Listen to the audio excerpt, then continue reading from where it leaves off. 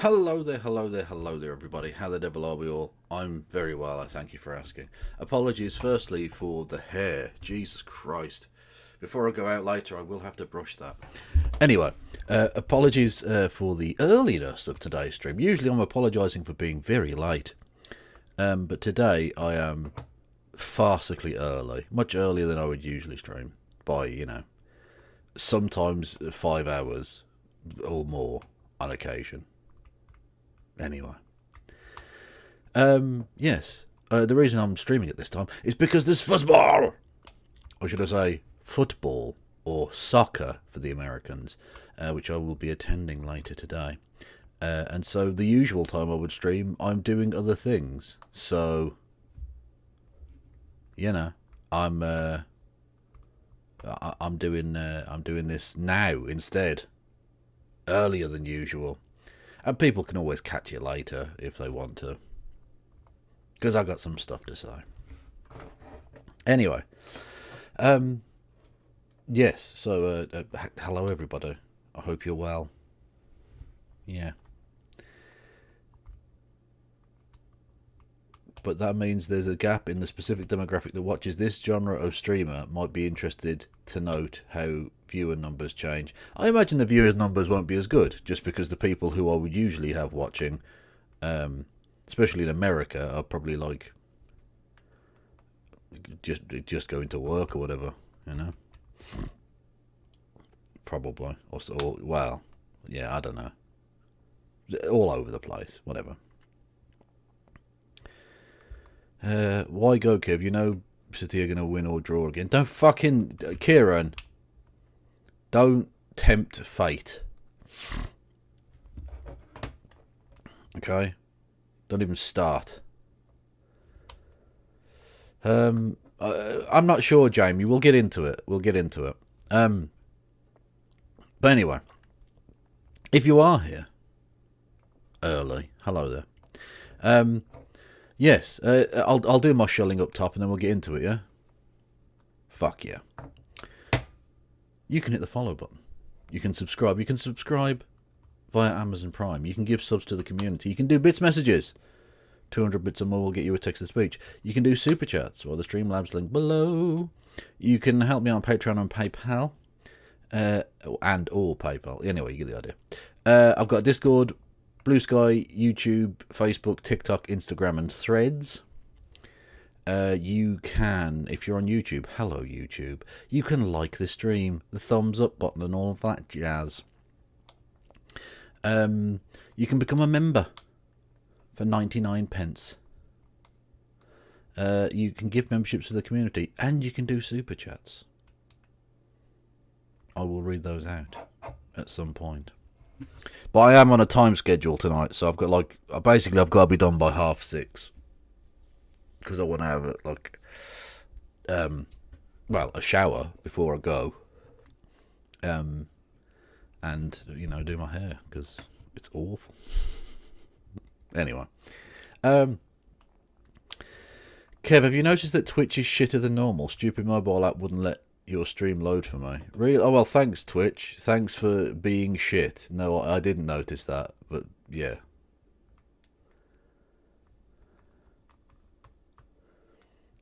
Yeah, apologies that Twitch is being rubbish.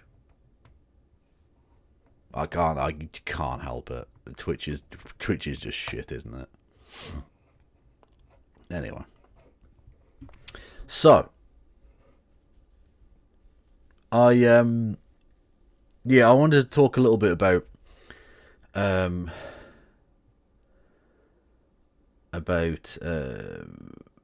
the left, I suppose, to a degree, and we'll get into sort of all of that as we go along. But I think we can all agree that there's one leftist who is, I think, a genuinely glorious. I believe the young people call it schizo posting. Why is that not worked? Fucking hell, I hate the world. Right. George Galloway is a lunatic. George Galloway, as we know, is a lunatic, but he may have actually outdone himself on this occasion.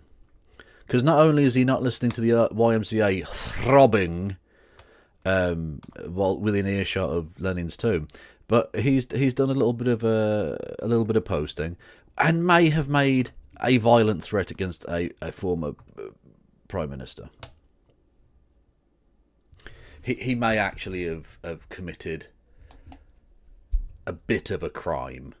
So this is George Galloway, former Member of Parliament, and he says, "Hey, at Boris Johnson," and that is that Boris Johnson, the former Prime Minister Boris Johnson. "I'm looking for you," and then he's holding a dagger and some sort of spear, and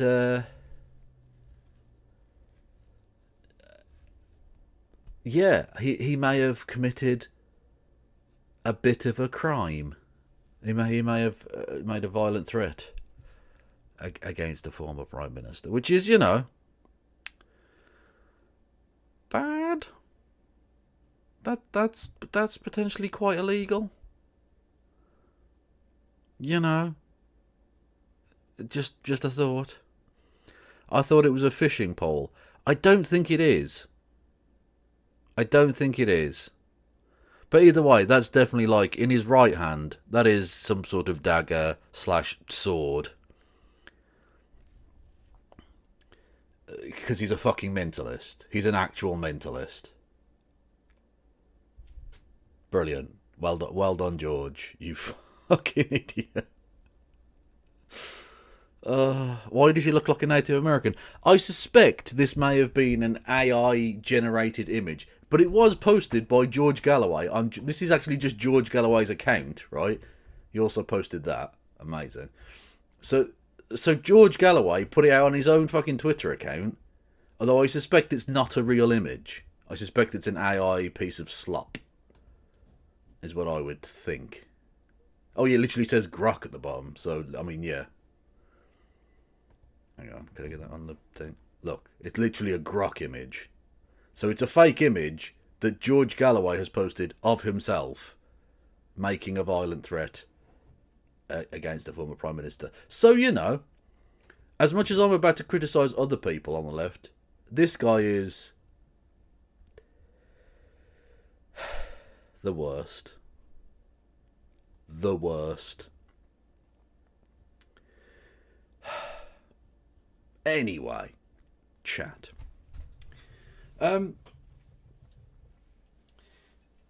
There's a reason that I decided to not... I was going to call this, Has Ash Sarkar Left the Left?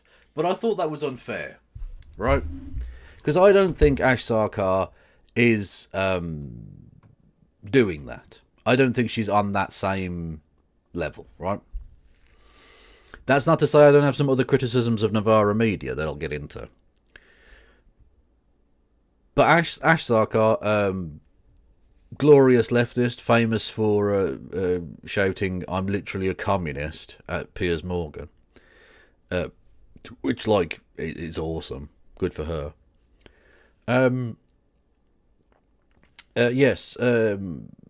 Has done some... I think this is supposed to be working class outreach, and I'll get into why it's very, very silly / stupid / kind of a sellout of the working class, or of the left, or whatever. So, we'll get into all of that.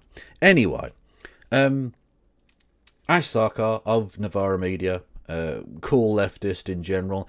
I don't think she's doing the exact thing that, say, TYT, the Young Turks, have done in America. They are bad faith actors, TYT, who have taken the polymarket pound, so to speak. The polymarket populists have sold out completely and utterly, without any scintilla of doubt in my mind that that's the case, right? Whereas I think Ash Sarkar is being legitimate, a good faith actor, but she's just fucking wrong. Very wrong. That's, again, to be differentiated from, I think, one or two of her fellow Navarites, Is that the word? I don't fucking know. Navarra employees, whatever, who I think have really let themselves down in recent times. I think, was it Walsh came out with the what was the thing he tweeted about TRA ideology, which is trans rights activist, which is just a phrase that just TERFs use, right? So like just pumping out absolute TERF nonsense. And I think Aaron Bastani has stepped over the line from engagement bait, clickbait type shit that you find on social media into being, frankly, a little bit fucking reactionary. I think his appearances on GB News have rather gone to his head. And the pandering has gone too far. So there's that, right? And again, but I think I will differentiate Ash, because I think she's doing this legitimately, but is profoundly misguided. And we'll get into why as we go through all of this. Now, the reason I bring this up is because she's been on something of a media tear in the last few days, because she's got a book out, right? Which is, I'm not entirely sure what it is about. It seems to be about identity politics and the left and power structures and so on and so on. But I'll let her describe it to you, right? Now, I'm not being paid to show you this advert. I have absolutely no connection to the Ash Sarkar media industrial complex or anything like that. But I thought just to see it explained before we get into the discussion she had with Lewis Goodall, which is disappointing to say the least. What is minority rule? Well, there are two ways in which I'm using the phrase. The first is what you're used to seeing on shouty current affairs programming, that there is this organised group of minority identities, whether it's trans people or anti-racist activists or climate protesters, who are coming over trying to change what you do, what you say, and how you think. And then there's the other minority rule. It's the one in which a small handful of journalists get to dictate the media agenda to suit their already existing opinions. It's the one in which a tiny number of judges are able to strip abortion rights from millions of women in America. And it's the one in which workers are robbed of the value that they create, one in which they are stung by the rising cost of everything, and one in which they're staring down the barrel of climate crisis without even the promise of good wages. Minority rule is real, it's just not the one you're used to hearing about on the telly. See, now that's interesting. Because in her description of what her book is, she seems to be suggesting that she is, to some extent, on the side of minorities. Not that I'm suggesting she's not necessarily on the side of minorities, but that the focus of the book is in defence of minorities to some extent. And that sounds nice and cool and interesting and like, oh, okay, I might give that a read, and I probably still will give it a read. But that, I want you to sort of keep that in mind, right? Keep that in mind. And contrast it, the vibe of what that was giving off with the interview we are about to watch. And this is quite typical. She's done a few of these. She's done 3 or 4 of these different interviews on various things, like with Joe Politics and so on. And the tenor of them has all been pretty similar. That Ash Sarkar now wants to be the I'm not woke left, which can seem very similar to the why I left the left that isn't left. But I think is different. I think substantially different in the sense that, again, the why I left the left people are disingenuous grifting scum, whereas Ash Sarkar is just, in a good faith way, wrong. We'll get into it. So, this interview is with, like I say, Lewis Goodall, who is, just like, he's the Hiroshima of shitlibbery, basically. He's like ground zero of shitlibs. He does a thing called the News Agents, which is, a podcast about news and stuff. It's fucking wank. Anyway, and I have to say I'm very disappointed with Ash in this. Not that I'm sure she gives two fucks what I think, but like, I can only give my opinion. On the left, a fetishization of lived experience, of saying, this has happened to me, it is harmful to me, and therefore everyone should accept and respect it. It's what the right sometimes call identity politics. It puts everyone into this position of competing over who That's can be... so annoying. Now, to be fair, this is being clipped as like the highlights bit at the start, right? Okay. But I do hope she would push back a lot more against that narrative. But she doesn't. At all, basically. She plays into it, rather. Yeah, the idea, it's so annoying because the right will do this and say, the left just wants to play identity politics. Motherfucker, the right play identity politics way more and worse. Just look when they get a black leader, like with Kemi Bad Enoch, right? They love playing it. Anytime there's a criticism, it's like you're trying to tear down a black woman, a strong, empowered black woman. From people who are like literally, let's just, we should be able to run over the Just Up Oil people. I should be able to gun down Black Lives Matter people in the street. But as soon as they get the opportunity, as soon as they get the slightest sniff of an opportunity, they're straight in there. Or indeed, they're white identity politics. You can't even say you're English anymore, otherwise they throw you in jail. That type of like white identity politics, which they do as like a core central tenet of conservatism. But it's the left that do the identity politics, don't you know? The victim. Why do you think that is harmful for the left? It's all about I, me, subjective experience, lived experience. What are the ways in which we're too fundamentally different to be able to work together? You can really just throw a dart at social media and hit any example, but a few which I cite in the book. One was... That's sort of the problem. And we'll get into it when she brings this up in the actual thing, but like, you can't actually. What you can do is throw a dart at social media and find some rando cunt who doesn't represent anyone. But you can't find like loads and loads of these people saying these things. Listen to the example she gives, as if this is... Listen to the example she's about to give of like identity politics gone wrong on the left, as if this is a remotely sensible or representative point about what the left thinks, feels or says. Somebody saying that Anne Frank had white privilege. I mean, if she did, it didn't help her. Like, it didn't I think work. that's fair. Yeah, I'm always hearing people saying Anne Frank had fucking white privilege. Yeah, that happens every day. Oh, you can't move on the left without some hot hand. Anne Frank was a white privilege fucking... What are you talking about? What the fuck? Honest to God, as if that's remotely applicable to basically any leftism. It isn't. People don't actually do that shit. It's bullshit. And you buying into this narrative... And again, I think she's doing this from a position of good faith. I genuinely do. I'm not going to write her off or say that she's some irredeemable fucking lost, TYT acolyte type person.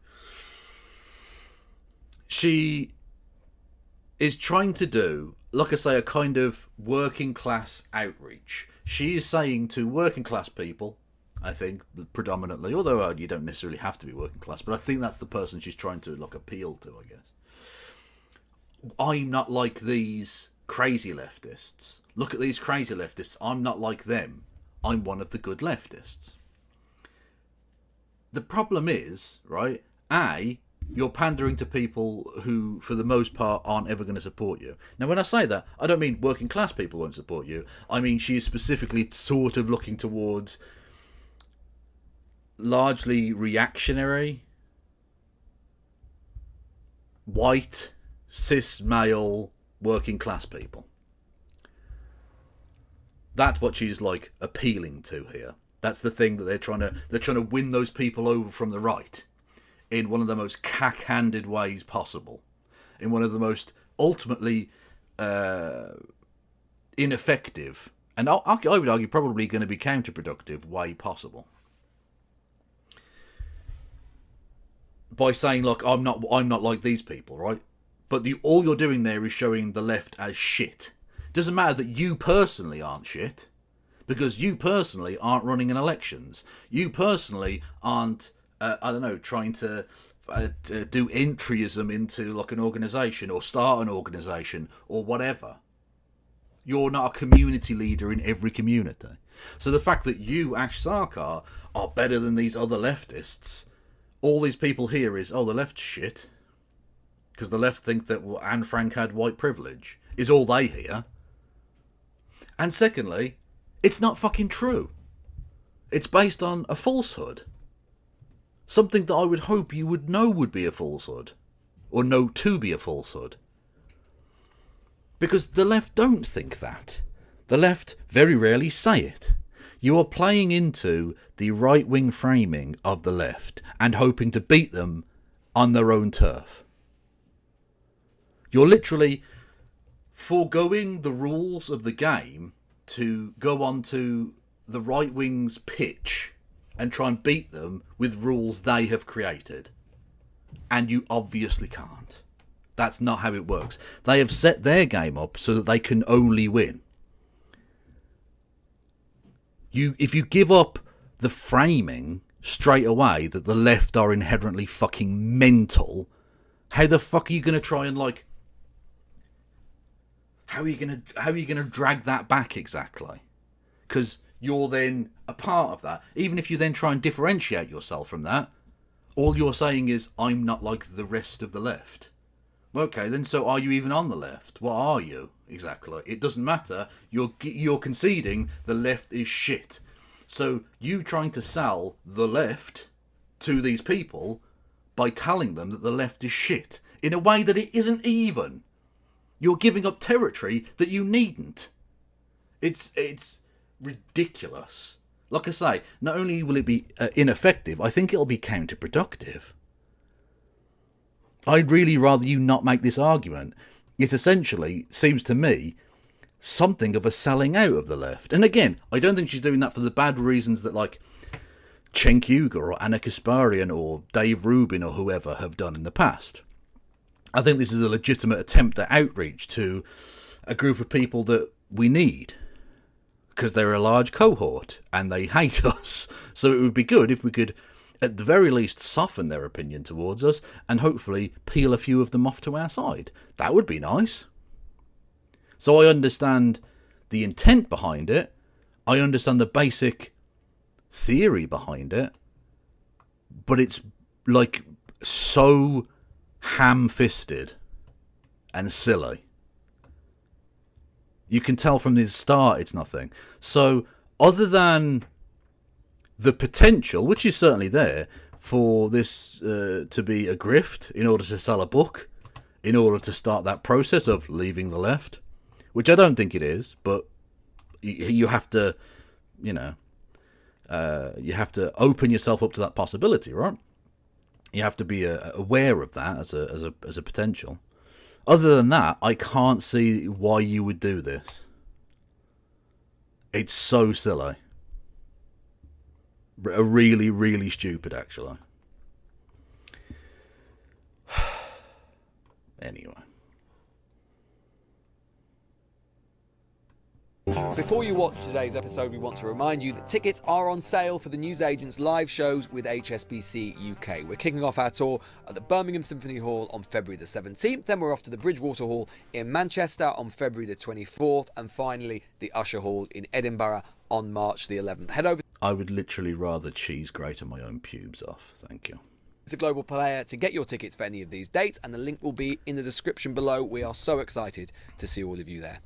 Well, Ash Sarkar joins us in the newsagent salon. That's what we're doing on our Fridays now, I think. That's what we're going to call it. The literary salon. A literary salon. I think so. I thought Friday was for, like, drinking or work. Well, I that didn't is, realise... you know what? That is basically the equivalent. Such is the sobriety of the rest of the news agenda that, frankly, this is our version of kind of a couple A spicy margarita. Exactly right. So your book, brilliant book, love reading it, Minority Rule. Can we just start for people? Most people obviously won't have read it yet. So just let's start with the thesis. Minority rule. What do you mean by it, and why do you think it's important politically? So I use the phrase minority rule in two ways. The first way is referring to this culture war where every single political issue that's sort of discussed in a culture wars context, it's the same story. It's here's this identity minority. It might be trans people, or it might be just stop oil, and they're trying to tell you how to live, how to talk, what to think, and trying to impose their will on you. And while I think that there is, a censorious culture on the left or a minoritarian culture on the left, I think that the impact of this is wildly overblown in establishment media. There is, however, a real minority rule, which is the one of corporations, oligarchs, electoral systems which disempower people, and what I think is a more feudalistic turn in capitalism.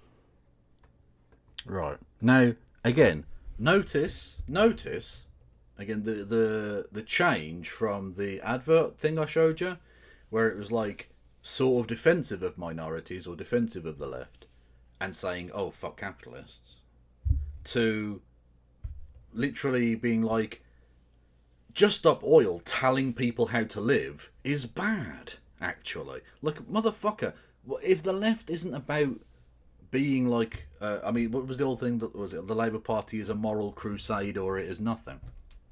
I think that sort of works broadly for the left as a description, really. It's not about trying to necessarily force anyone to do anything. It's that you're obviously trying to make an impact. You're trying to affect the way in which people live their lives. That's what politics is, right?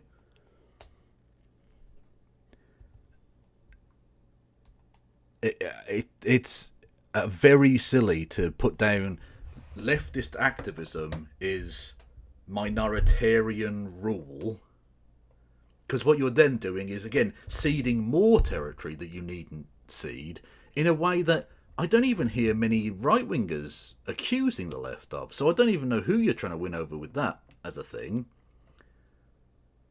And, of course, it must be borne in mind that lots of people in the country support, the general policies of something like Just Stop Oil. So it's not even minoritarian in that sense. The majority of people do support measures towards the green transition. Just because it's a minority of people who are the activists trying to push that agenda further along, that's not minoritarian rule. Oh my God, what's this? Hang on.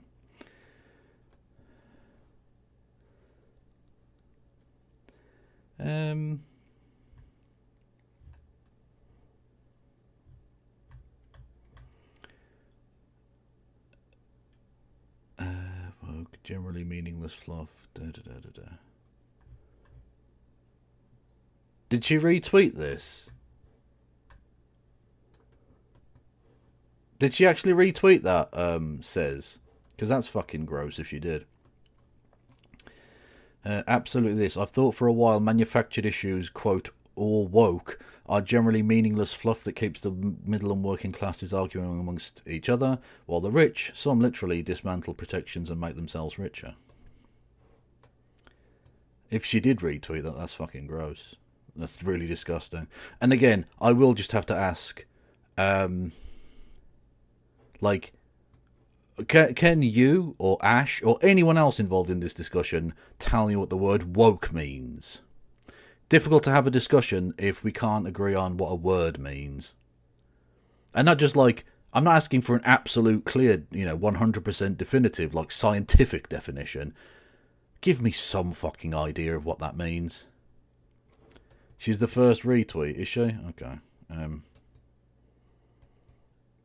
View quote. Hang on. Reposts?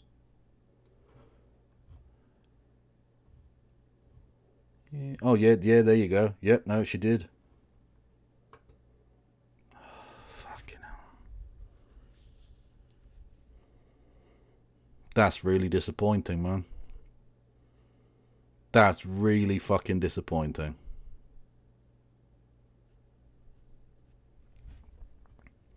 So she's taken this upon herself then?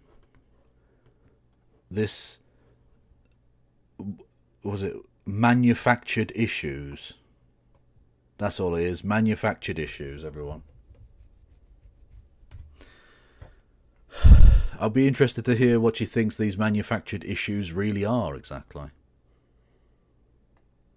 What are they? Because the ones you've mentioned so far were, was it just up oil? Is that a manufactured issue? God, this is gross. Which is disempowering literally anybody who doesn't own, infrastructure or assets. So it was a book which really came into being because I thought of that phrase, and it popped into my head, and I realised it could do so much work. So it struck me that, I mean, as you say right up front of the book, something that I loved about it is that, you are unapologetically, analytically Marxist. That is, you're completely like sort of straightforward about that. That is what informs, that's a lens through which you see the world. And obviously that has lots of effects and manifestations. But it struck me that in a way what the book was doing was updating what is actually quite an old Marxist idea. Hang on a minute. Question: do you think it's inherently ridiculous or offensive to talk about white privilege with regard to Anne Frank? I mean, you can make the argument we hear about her and other Holocaust victims so much more than like Rwanda genocide victims because it's something that happened to white passing Europeans. Well, this is the thing. The reason it's ridiculous to say that about Anne Frank is because the society in which she lived didn't see her as white. We would, obviously, because she clearly was. She was clearly like white as fuck, like very light-skinned person. But the people that ran that society, and the majority of the people within that society, didn't view her that way, up to the point of literally killing her for that. I mean, technically she died; it was a disease, but like she was put in prison. She had to hide for years, and then was murdered because she wasn't white, according to those people. So when you say she had white privilege, no, she didn't. If she lived today, maybe she would. Sure. Because the rules of the societies have changed. But back then she absolutely did not have white privilege. That's ridiculous.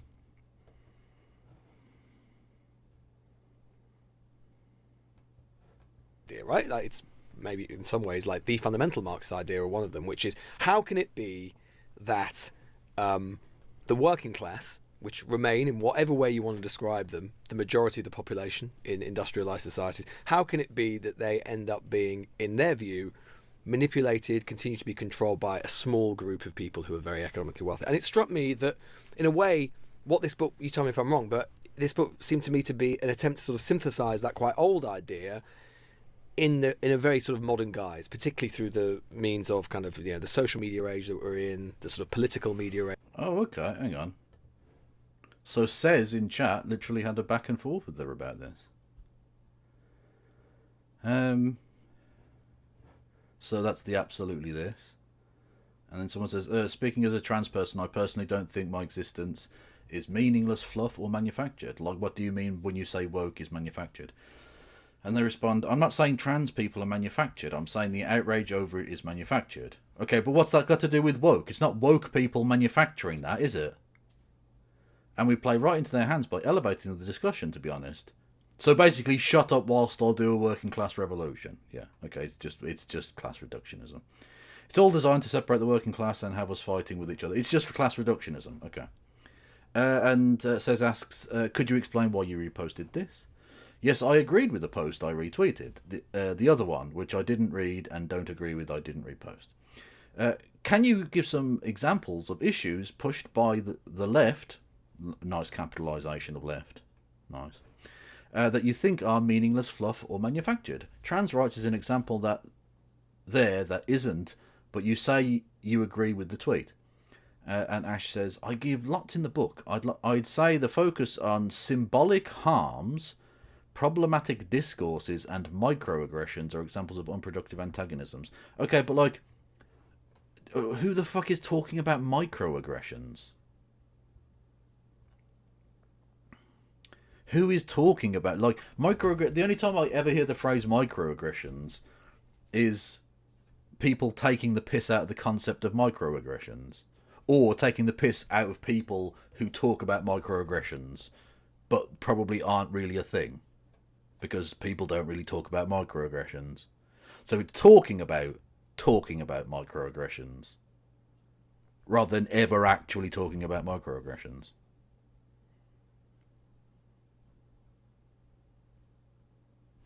So, like, okay.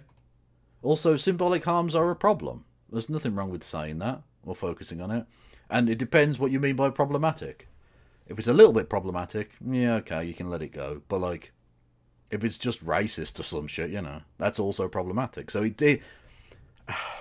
that seems like obfuscation at best. And just saying, buy my book is tosh. Don't do that. I mean, don't get me wrong, I will be reading the book, but I won't be buying it.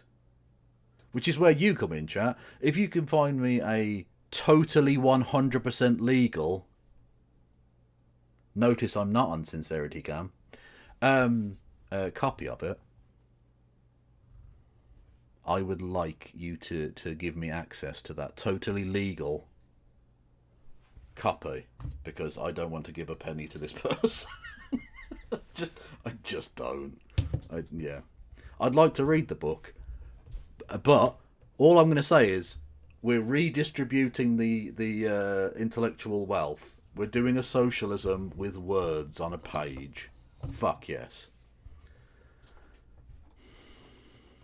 Age that we're in, and update those ideas for 2025. Is that right? Oh yeah, I mean, look, I did not invent the idea of false consciousness. No, you know, it's like, I think Engels had that one. Yeah, right? the big dogs really got there first. Carl and Fred. My homeboys. But one of the things which, you know, Gramsci reckons with is that actually the way in which capitalism is able to reproduce itself. You know, Gramsci, he mostly wrote his shit like in jail on toilet paper that was then snuck out of the toilet and made into books and shit. You gotta respect the hustle.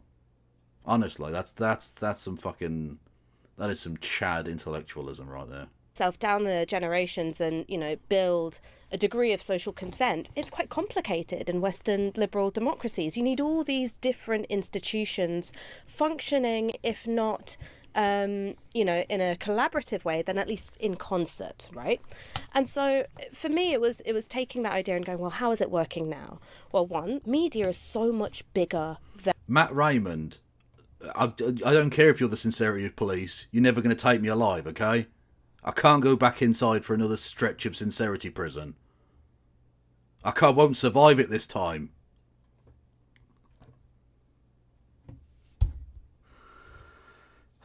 What's this? White supremacists took woke, a term created by black people, and turned it into woke. Now she's falling for the woke and saying, yeah, the left is woke. I mean, pretty much, Gatling combo, yeah, pretty much. That is true.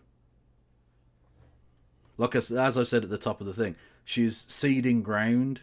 She's seeding the framing of not even the political positions of the left, but like the basic intellectual competence, the ability to even engage in the discourse of the left. It's not even that she's like saying the ideas of the left are wrong or bad and they need to change. It's the right have always tried to undermine the left by just saying they're not even intellectually capable of engaging in the discussion, so that you never even begin to analyse the actual opinions or policy positions or prescriptions, right? No, it's just these people are demented, and so we don't need to ever listen to them. And she's seeding that fucking ground. She's basically saying, no, they are that bad, but I'm better than them. What? Than it used to be. And of course, I'm not just talking about legacy outlets, talking about digital media, social media. So much of our life is experienced through screens, me included. I'm just doom scrolling all the time when I'm at home. We consume more media than ever, and yet we trust it a lot less. So what's that doing to us psychologically?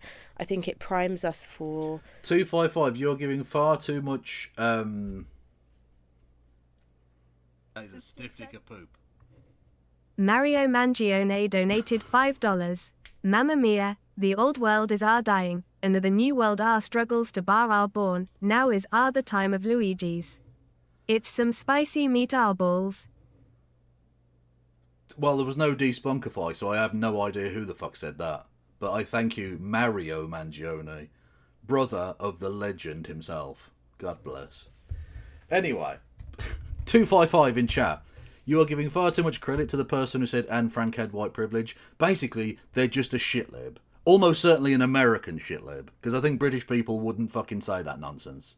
I certainly hope they wouldn't. Right? I think they're probably just an American shitlib who saw a white person and went, oh, they got white privilege. Because, as always with liberals, they're intellectually lazy. There has to be a one-size-fits-all, like, duh, there you go. Whereas, of course, Anne Frank didn't have white privilege. In fact, she had, I suppose, what you might call ethnic oppression. Because that's precisely what happened. She got murderized because she was not considered to be white. So, you know. Anyway, yes, there was a thing. Yeah, no justice leaves the country for 5 minutes and Navarro lose the plot again. Exactly. NJ, come back. Come back. Navarro have gone fucking mental. You need to get your bitches in order. I'm going to put this bit up on YouTube. I don't give a fuck. Suspicion, hostility, atomization. We've lost the big engines of class consciousness, the trade union movement, industrial labour, council housing. And we've got instead all of these mirrors to the self. We're always directed inwards to think about who we are in relation to other people, which isn't necessarily a bad thing, but I just think it's overblown. Where is she? Yeah, Helena went to America, and she's back, I think, this week. I don't know. She's been playing Magic the Gathering, which is so fucking nerdy, honestly. Such geekery.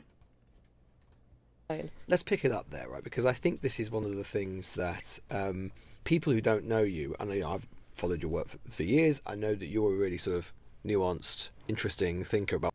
I look like a weed wizard. What? I mean, thank you, I guess. I don't know. All of these things. But I reckon in terms of your impression of you in the public consciousness, would be anyone who had that would maybe be surprised by where you take the opening chapter of the book, because a slightly more She came 40th and won $2,000. Nice. predictable version of this book, which I think it's basically been written before, would basically be to say, the media is controlled by very rich men, nearly always men.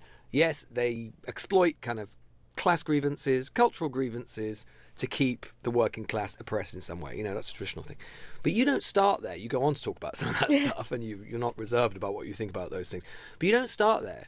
You actually start with the left, with your own tribe, and talk about how the left itself has fed this fight and fed these cultural battles, which you think have been so damaging. Just tell us about how you start that, because you recount a story of Am I an allowed event. to swear? Please do. It's pretty key to the story. I think it is. I think please do. We'll put a little warning on at the top. So Okay, say what amazing. you want. Yeah. Tell my mum, please don't watch. Well, my mum don't like it either when I swear on it. So, we're in good company. Oh my god! So our mums can complain together. Quite.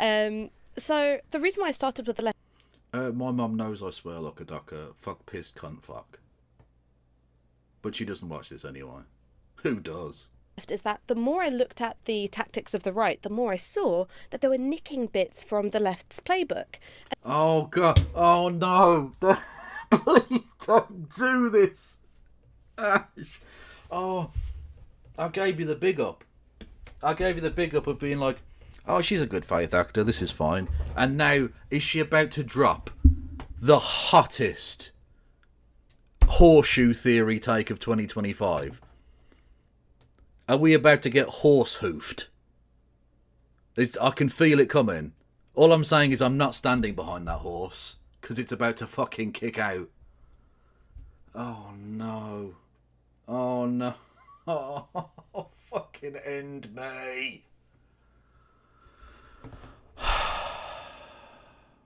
Fuck my life. And they were taking elements of liberal left-wing identity politics, the focus on a racial lens, this idea about victimhood, the idea that victimhood gives you status, and I go, uh-oh, that's us. And you can't close your eyes to how toxic and inhibiting it has been for the left. So the story that... Oh, fucking end. Just end my stream forever. End it.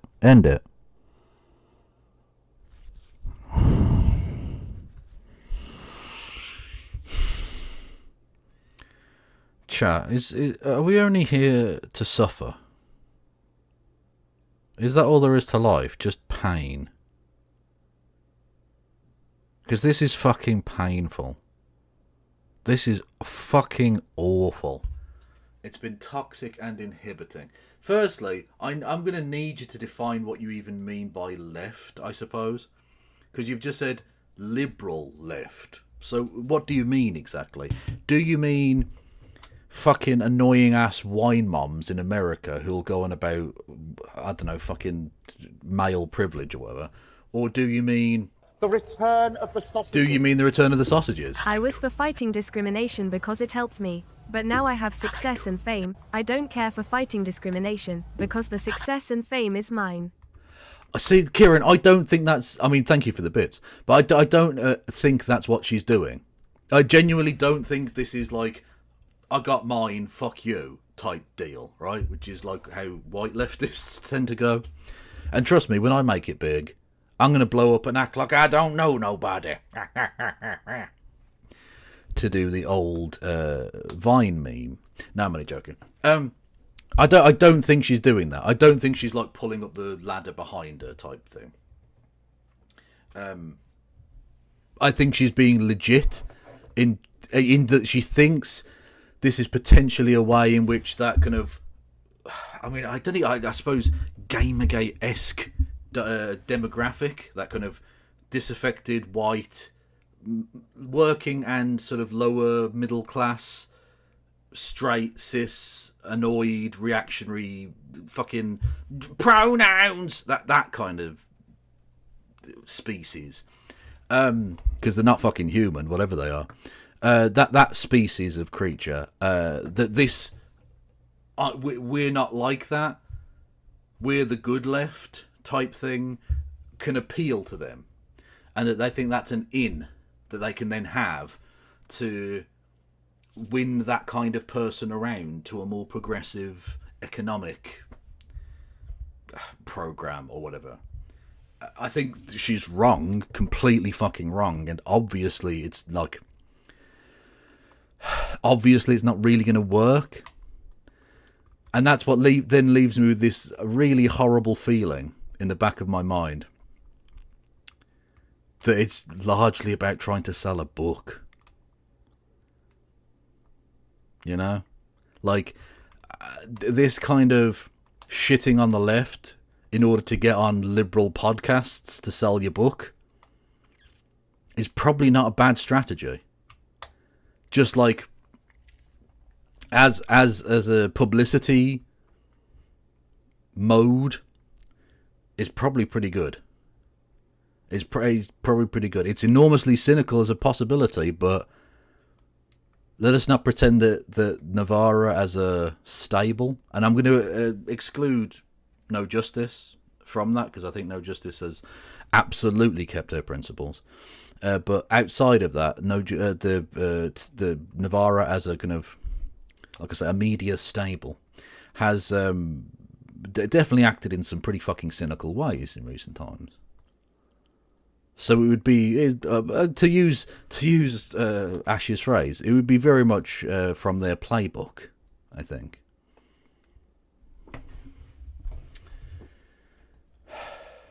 Yes, thank you for the bits, Kieran. Much love.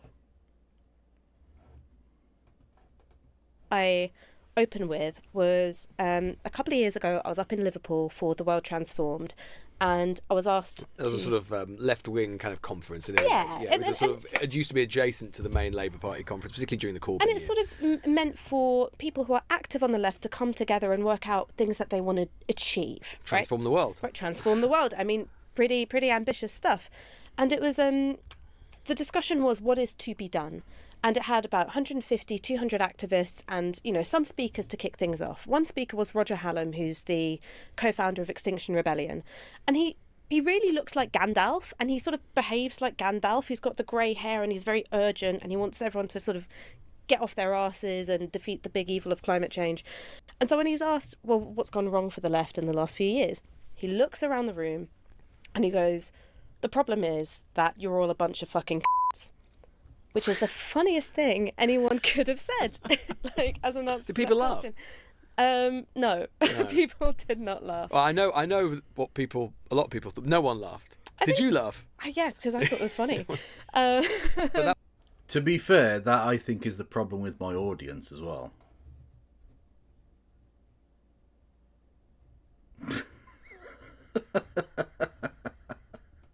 Sorry. That wasn't the reaction of most. No. I mean, look, my housemate's Australian, so it's a term of endearment in my house. But, I understand that not everyone's going to be comfortable with that language. That's fine. I understand that people might feel, oh, you're just trying to shock me into doing what you want me to do. Again, that's fine. But instead you had a room full of adults falling over themselves to talk about how they'd been harmed. So someone stood up close to tears saying that he'd brought violence into the space, that they'd been harmed by it. Someone else said that it was white anger. Someone else said that it made them feel unsafe as people of colour, which I thought was crazy because cunt is not a racialised term. It is an equal opportunities term. It's not what the C in POC stands for. And I just... But they felt that very sincerely. Jesus Christ. It's not what the C in POC stands for.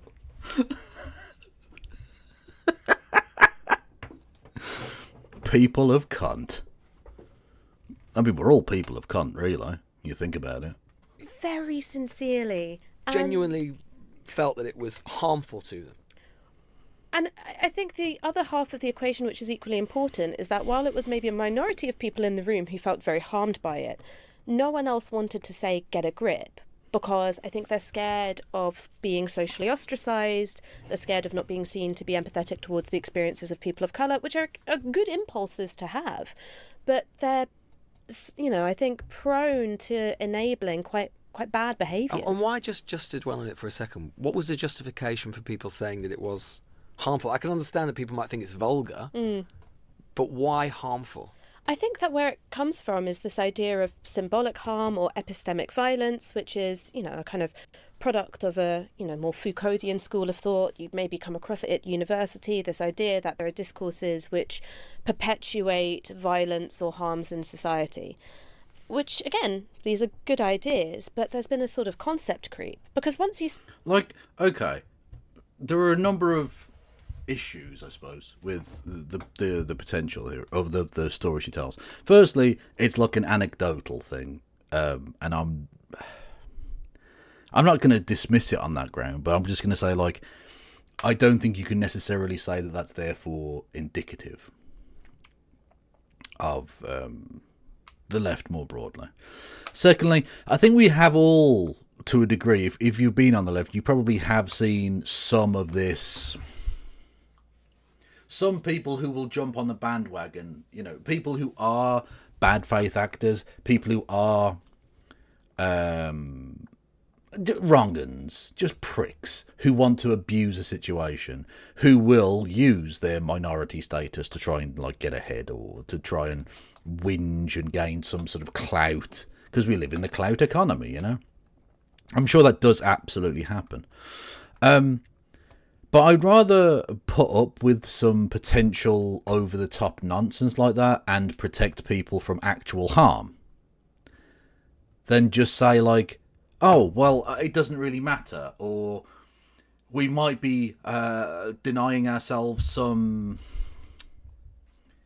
I don't know, some potential support from certain demographics on the basis that, we're standing up for, ethnic minorities or women or whatever particular political, group that is protecting from discrimination. I'm not prepared to like sell them down the river on the basis of trying to appeal to a group of people who really don't want us to appeal to them and aren't going to change their minds. The fucking pronouns people aren't going to come over to us because all of a sudden we don't give a fuck about trans people. This is fundamentally the issue with the class reductionist point of view. It's not just shitty to sell your acolytes down the river. It's also counterproductive.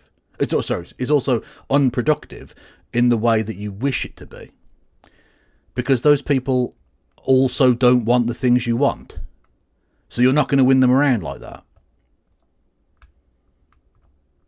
Does she want the Tate left? That's sort of what I mean, Pandanus Drex. Yeah, she's trying to appeal to the kind of people who might, not necessarily like the hardcore Tate people, but like people who will listen to Andrew Tate and feel some sort of connection with the guy and might listen to a bit of it and maybe sign up for like one of his courses. That kind of person.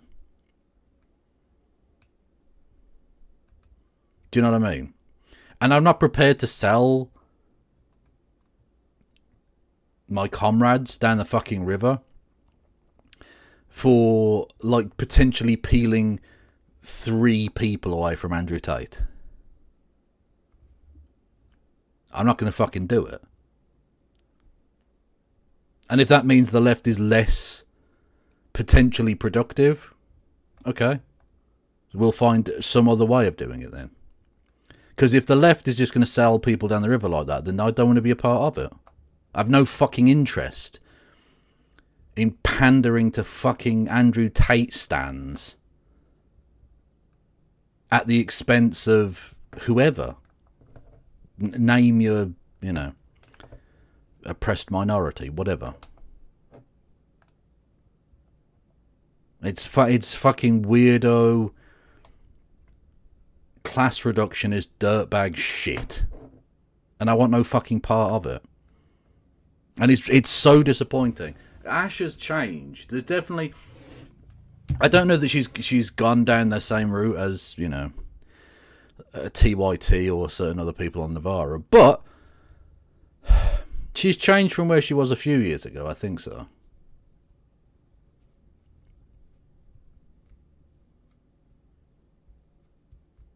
And it's very, very, at best uncomfortable, and at worst feels like you can't trust her anymore. Do you know what I mean? Like, implicitly, over the course of time, I've stanned Ash Sarkar. I thought she was fucking awesome. Whereas now, I don't feel like she's got my back. I really don't.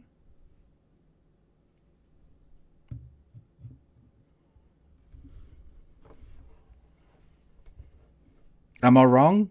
Does anyone feel differently? I'm more than happy to hear alternative points of view.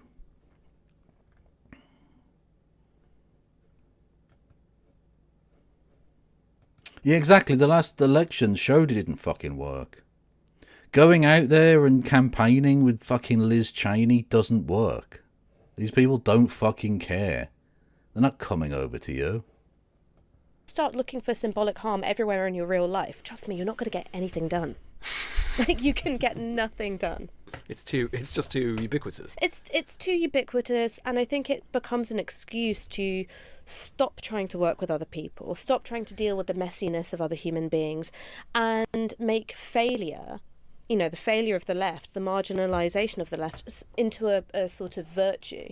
So in particular, your umbrage or at least where you think there has been also, when you say the failure of the left, what again, I mean, maybe she explains it in the book, and again, if anyone gets hold of a totally 100% legal copy of that book, PDF, please send it to me on the Discord.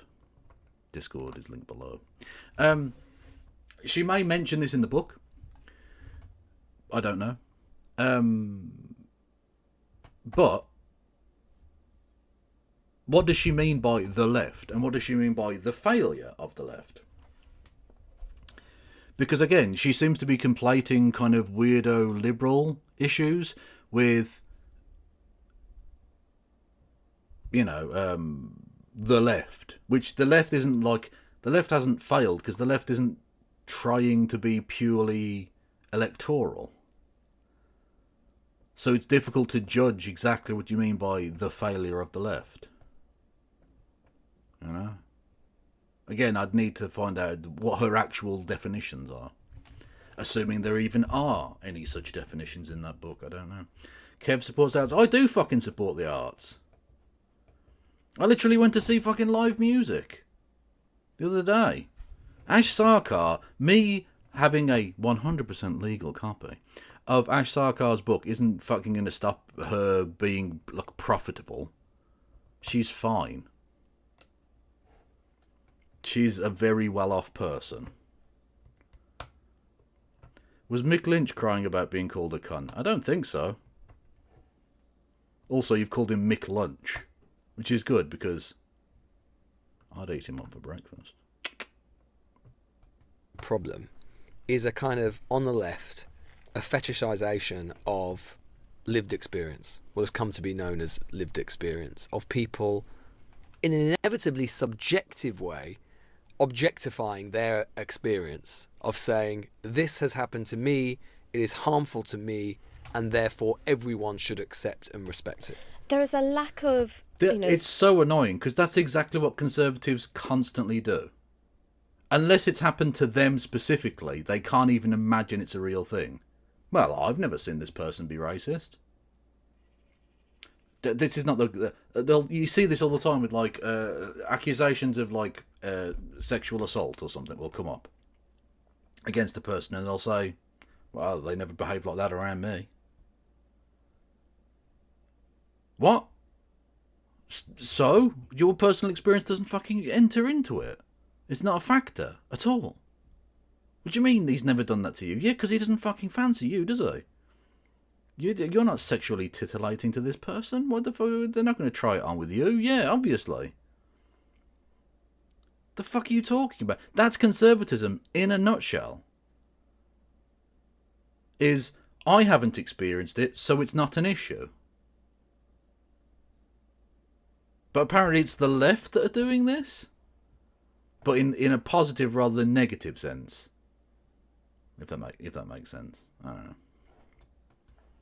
It's a very Marxist word. There is lack of materialism in that. You disappear from, well, what are the material harms here? And you just get, completely up your own arse in the world of subjectivity, quite frankly. And that's not to say that lived experience isn't a valuable source of information. But as I write in the book, it really should be treated a bit like witness testimony in a court trial. Important, but certainly not infallible. So to explain, again, because people won't be familiar necessarily with the sort of materialism and the way who said it's also who the fuck has said it's infallible? What does that mean? This is what I mean about this is what I mean about her, I think I'm going to still give her the benefit of the doubt and say inadvertently selling the left down the river. Because what do you mean infallible? Like, what, the left treats this as infallible? Who does? Where? What the fuck are you talking about? If you mean some rando prick on Twitter that got 2 likes who said it, yeah, okay, maybe. Yeah, maybe there are some fucking freaks out there. Mutants abound on all sides. But what does that mean? What does that matter? It's so infuriating. She's literally doing the straw, or she's accepting the straw man that the right want to portray the left as. She's ceding that ground of literally she's saying that the straw man that the right put out there of the left is correct, and then arguing that you should be left wing. What fucking sense does this make? Think about it. Why is it, do you think, I mean, it might be kind of quite comical in a way, but why do you think this sort of obsession, which undoubtedly has taken place or taken hold on the left with lived experience, what the right sometimes call... Undoubtedly. It's now undoubted. Brilliant. Why are we doing this game?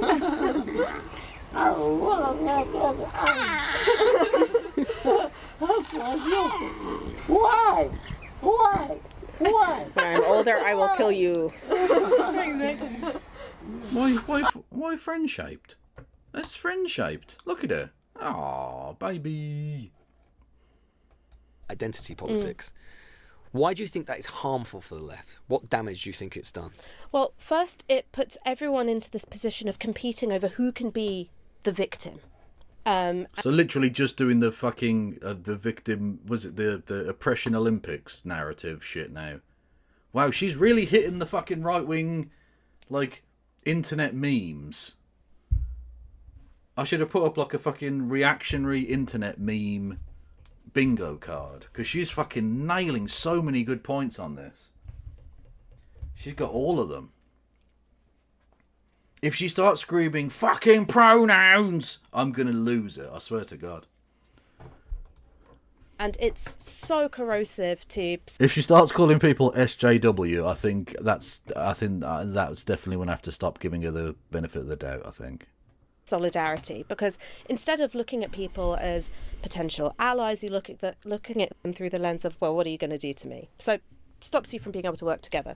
The second thing is that I think it is a separatist logic. So it says, well, unless you are Bengali, Muslim, female, whatever, you're not going to be able to understand my experience, and in fact you're probably out to do me harm. Whereas the left has historically succeeded when it has organised beyond those identity categories. It doesn't mean getting rid of them or saying that it's not important, but being able to build bigger coalitions. An example I give in the book is the Rainbow Coalition, organised by Fred Hampton, who was a young Black Panther. He was killed by the police in Chicago at the age of 21.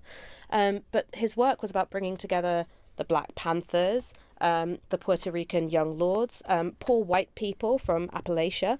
That's why he was so dangerous to the establishment. The left, which is instead going like, oh no, you've got to look at the Islamophobia in your own ranks before I can come and join you in the fight against Islamophobia. That's not scary to anybody. And you frame that in particular as saying what the left has done. Doing a silly voice is definitely an appropriate response. Cool. Is internalise a sort of liberal, a capital L liberal way of looking at politics and sort of come out. Just explain what you mean by that. So by liberal, the reason why I use that term is to draw a distinction between the origins of identity politics, which was articulated by the Combahee River Collective. It was deeply anti-capitalist, really anti-imperialist, and instead of fetishizing... By the way, Maria, I did mean to say this, I just sparked in my mind when you pointed out earlier, when I said wine mums in America who go on about male privilege, I wasn't trying to suggest male privilege doesn't exist. I'm just trying to suggest that they're doing it from a perspective that that's their one vector of oppression that affects them. Not that it wasn't a real vector of oppression, if that makes sense. The marginality of black women's experiences, instead said, well, actually our position in the labour market tells us something about how America works. So there was something expansive and outward looking about it. Oh yeah, all of the class reductionist people would definitely call like the Black Panthers woke. Why are you focusing on race so much, guys? Why are you're literally called the Black Panthers? I think you'll find all Panthers matter. I'm not suggesting that Ash would necessarily say all Panthers matter, although it would be fucking hilarious. This liberal form of identity politics, it's all about I, me, subjective experience, lived experience, irreducible difference. What are the ways in which we're too fundamentally different to be able to work together?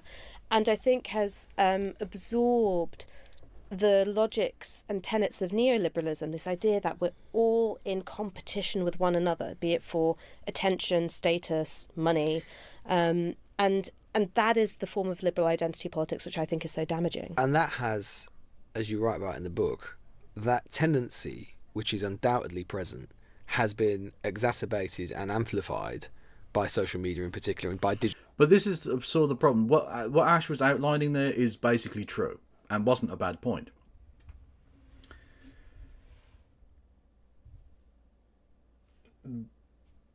The kind of liberal identity politics is an abuse of identity politics. Liberal idpol is an undermining, a selling out of what identity politics is supposed to be. As so much of what liberalism is fundamentally, but regardless. And this is the point the difficulty I have with Ash's analysis of this, or one of the many issues I have with it. She conflates, I think, liberals with the left.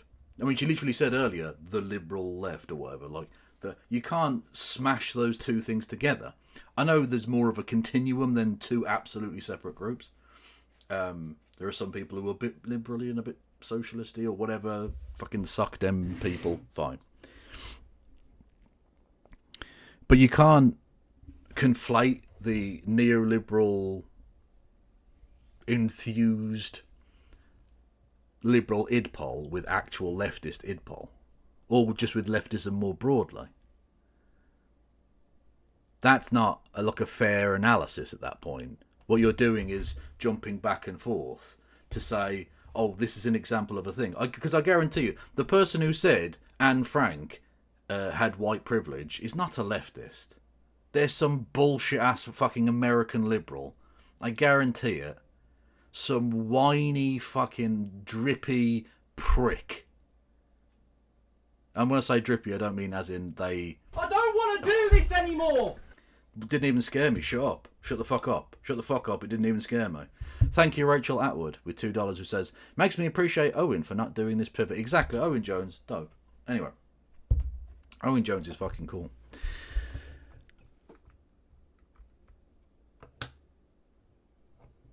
I forgot what I was saying now. Anyway, liberals bad. Oh yeah, sorry. When I say drippy, I don't mean they dress well. I mean drippy as in like they're a drip. Yeah. So, giving examples of liberals being cringe and then going, the left's bad, isn't it? Ooh. Like, that's dishonest. That's just fucking dishonest. Digital life, because there is something which inevitably, and this is, I suppose, a very corporate neoliberal thing, there is something inevitable about the way social media works, which is to commodify ourselves. It's what Naomi Klein writes about so well in Doppelganger, this idea that we have turned ourselves into brand managers every time we set... Someone literally said, is she becoming Naomi Klein? up a social media profile, and we are literally in competition with one another for attention, for eyeballs, for clicks, for followers. And so it's no surprise to me that the left has been impacted by that. Margaret Thatcher, who I take one of the chapter titles from, said, economics are the method, the object is to change the heart and soul. We have been transformed by our economic conditions. Could you just give another example? I mean that is literally true. Yeah, I think that's undoubtedly true. Particular choice example about Anne Frank, something that was said about Anne Frank, just to try and illustrate. I'm just trying so people aren't lost. Illustrate exactly what you mean by the way that people people who are probably quite well intentioned in one form or another. I don't think the person who said Anne Frank had white privilege was well intentioned. They were one of two things: either a self-obsessed twat liberal, or an agent provocateur. Just like a fucking CIA mind-controlled demon who just wants to fucking cause shit online discourse so that we never achieve anything.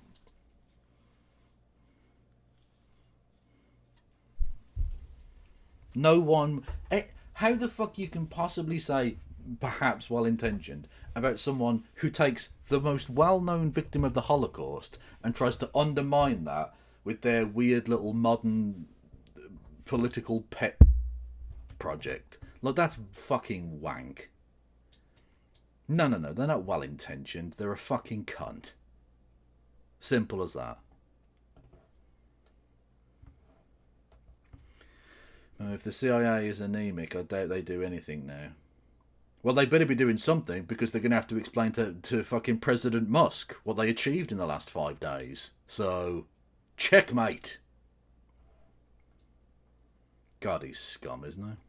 End up getting slightly lost in this world of kind of identity politics. I mean, you can really... The way you make government more efficient is by creating a massive new layer of bureaucracy, where people have to constantly explain what they're doing in a job that is already explained. And then you have to employ people to read those reports. That's how you make government efficient. You just throw a dart at social media and hit any example, but a few which I cite in the book. One was somebody saying that Anne Frank had white privilege. I mean, if she did, it didn't help her. Like, it didn't. It didn't. Right, but she didn't. That person was wrong. That's fair. She had white privilege. She had white privilege. Yeah. She had other problems, though. She had white privilege, other problems. You have examples where someone was talking about the exploitation of like DoorDash delivery riders in the United States, and someone was like, but actually, what if you're disabled and then you need them to bring your groceries? And it's like, well, the person complaining about this DoorDash delivery driver wasn't disabled, so like, where's this come from? But I think that some of the examples which are most laughable, and I think actually get much less attention in our current media environment, is that there is a weaponization of this form of identity politics in the interests of pro-Israeli advocacy. So at the Francis Crick Institute, some researchers wanted to put on a bake sale to raise money for medical aid for Palestinians. There was then a flurry of complaints to HR saying that it was an allegedly peaceful bake sale, and it had made them feel personally threatened and unsafe. Wow, bad faith actors will use a potentially good thing to try and push their bad faith agenda. Wow, we'd better stop giving a fuck about any ethnic minorities then, I guess. Yeah, Zionists are bad fucking people. They will abuse anything they possibly can. They will use every single tactic. That's the Hasbro code, right? Is know the audience you're talking to and fit the message to apply. So in some audiences, they know it's best to just be straightforward and say, no, we want to kill Palestinians. Yeah, fuck them. They're all evil scum, degenerate subhumans, and they deserve to be bombed into oblivion. And then others, they're more liberal, and so you give them more liberally kind of, we're going in there to try and make a peaceful, progressive, modern state in Palestine. What we want to do is really build up the infrastructure of Palestine so that they have their own self-governance, and then we can live in peace, And then in some, you have to go in there with the ID poll stuff and be like, is it because I is Jewish or whatever? That fucking everything that you possibly can say against the state of Israel is anti-Semitic, right? So it's Zionists by their very nature. Not by their very nature, by their political leaning, are going to use bad faith tactics to abuse any possible tiny little fraction of clout or foothold in a conversation to try and defend their utterly indefensible positions. But I'm not going to give up on the idea that there are some things that are offensive and that should be pushed back on the basis that fucking Zionists are doing something bad. Yeah, they're scum. What do you fucking want from me? I'm not fucking throwing people under the bus because fucking Zionists are arseholes. Does the UK have a CIA? Yes, kind of. We have MI5, which is like the internal version of the MI6, right? So MI6 is like James Bond, foreign entanglement type undercover shit, whereas MI5 is MI6 is the foreign one, the one that operates abroad, and MI5 is internal. So the CIA sort of is like that, although it's not exact. There's also like police, fucking Met Police deal with some of those things that the CIA would deal with. So there's no absolute analogous organisation, but the same functions get carried out by different organisations. Yeah. Anyway, whatever. Sorry, did I get my 5 and 6 the wrong way round? Whatever, you know what I'm talking about. Those fucking cunts. Yeah, that's right. What are you going to do? Come and kill me? Probably. If you feel unsafe around a slice of lemon drizzle cake, that's on you. And I think that's a really interesting point, because we often, I think the way this is often portrayed in the media is I mean, you're alluding to sort of the idea in a sense of sort of snowflakery, right? And that's often associated with the left. Jesus Christ! So she's even conceding the phrase snowflakery. Honestly, I did the joke about if she starts calling people SJWs. She's really not that far away at this point. She's really not very far away from just doing that at this point. Fucking grim. What is this? Nazism and Zionism from a channel called GDF. What is this? I'll post that in the not post, but I'll put it in the watch later folder. Thank you, Mr. Satnav. Don't forget, everybody, if you are able to, you can help me out in the form of bits and subs and subscriptions and super chats and all of that. But even if you can't financially assist, you can like the stream, you can share it around, you can tell your friends about how fucking awesome I am. Actually, don't do that. They will stop being your friends. So it's often used as a term of abuse or an insult from the right to the left. But the truth is, what you're describing this, and I agree with you, I think it is really pervasive and a problem. This kind of cult of brittleness, this cult of endless kind of subjectifying or objectifying your own subjective experience. That's there on the right as well. We've seen that repeatedly over the course of time and time again. I mean, he's doing a better job of defending leftism. Fucking Lewis Goodall, shitlib extraordinaire, is doing a better job. He's now having to play devil's advocate for the left against Ash Sarkar's straw man. Fucking end me. Fucking ridiculous. Absolutely, and one of the things which I'm in a weird position, and so I get to see up close, is that the right needs people that they can hold up as malevolent actors who are out to, harm white people in some ways. And I get kind of held up as this figure who wants to do it. And the same 9-second clip gets, it goes viral every few months, where I was making a joke about changing demographics. And the joke I made was the idea that we're all in competition. I was meant to be making fun of that idea, but it's been taken out of context and disseminated in order for... Does anyone have that clip? I don't think I know that clip. ...me to become evidence of ethnic malintention towards white people. It's about trying to make white people feel victimised on the basis of their race in order to... To be fair, I do have some bad feelings towards white people. But that's just because I know lots of them, and they're annoying cunts. To, I guess, further the far right's agenda. What is that, if not a form of snowflakery? I suppose someone listening to this might be particularly intrigued by the way you're describing identity politics, not least because, as I said at the very start, there may be people who might have thought that you would be an advocate of exactly that sort of politics. Now, you've actually written in a very thoughtful way as a critique of it, and you're clear in it that you're not doing it as some people do, out of a kind of bad faith. Or I've got a book deal, I'm right wing now, baby. Exactly, and you wouldn't be the first to go down that path. But I suppose, to what extent do you think, some of the way that you're describing it, people on the right talk in those terms.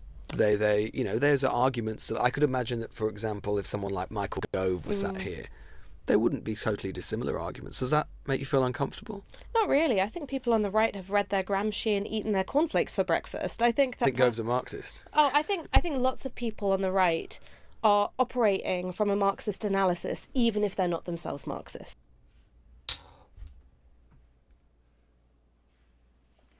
Michael Gove is a Marxist.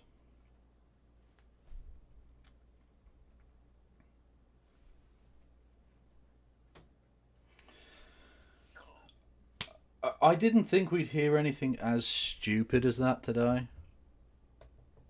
I've only seen clips of this interview.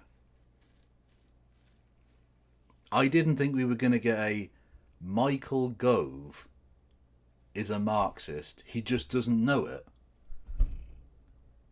That, honestly, I am fucking flabbergasted. I am genuinely flummoxed, and other words that begin with F that mean I'm confused. Is she genuinely trying to say that Michael fucking Gove is a secret Marxoid? Oh, fucking hell. Maybe she is too far gone at this point. Fucking hell. That's the dumbest shit I've heard in a fucking hot minute. That is the dumbest shit I've heard in ages. And like, think about the dumb shit we listen to on this show. Think of the fucking rightoids that we hear. That's up there with making Dan Bongino the fucking deputy director of the FBI. That's that level of stupid. Fucking Michael Gove, the Marxist, man. Fucking end me. End me, end this stream, end the world.